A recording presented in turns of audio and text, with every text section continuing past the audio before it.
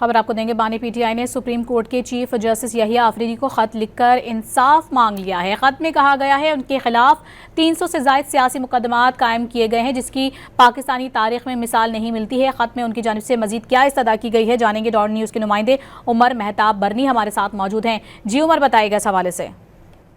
جی بالکل، آج بانی پی ٹی آئی کی ہمشیرہ علیمہ خان جو تھیں وہ سپریم کورٹ پہنچی اور ان کی جانب سے یہ کہا گیا کہ ہم بانی پی ٹی آئی کا خط جو ہے وہ چیف جسٹس کو پہنچانے یہاں پر آئے ہیں، اور علیمہ خان کی جانب سے ایک خط کی کاپی بھی جو ہے وہ ہمیں دی گئی، جس میں یہ بانی پی ٹی آئی کی جانب سے کہا گیا تھا کہ 772 دنوں سے تنہائی کی قید میں ہوں، 9/11 کا پنجرہ بنا دیا ہے، 300 سے زائد سیاسی مقدمات قائم کیے گئے ہیں، پاکستان کی تاریخ میں ایسی مثال ہمیں نہیں ملتی۔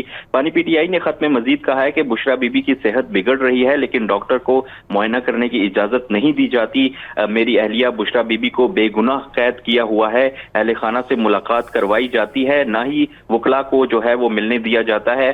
خط میں یہ استدعا کی گئی ہے کہ سپریم کورٹ جو ہے وہ بنیادی حقوق کی ضامن ہے، اور امید ہے کہ چیف جسٹس حلف کی پاسداری کرتے ہوئے انصاف جو ہے وہ فراہم کریں گے۔ بانی پی ٹی آئی نے خط میں یہ بھی لکھا ہے کہ جب رول آف لا جو ہے وہ ایک قوم سے ختم ہو جاتا ہے، وہ قوم جو ہے وہ تباہی کے دہانے پر کھڑی ہو جاتی ہے، اور اس تباہی کا ذمہ دار کوئی باہر کی دشمن نہیں ہوتے بلکہ اندر کے ہی دشمن ہوتے ہیں۔ تو یہ خط جو ہے وہ بانی پی ٹی آئی کی جانب سے چیف جسٹس کو لکھا گیا ہے۔ لطیف کھوسہ جو ہیں وہ یہ خط رجسٹرار سپریم کورٹ کو پہنچائیں گے، اور اس کے بعد جو ہے یہ خط چیف جسٹس کو پہنچایا جائے گا۔ بہت شکریہ عمر۔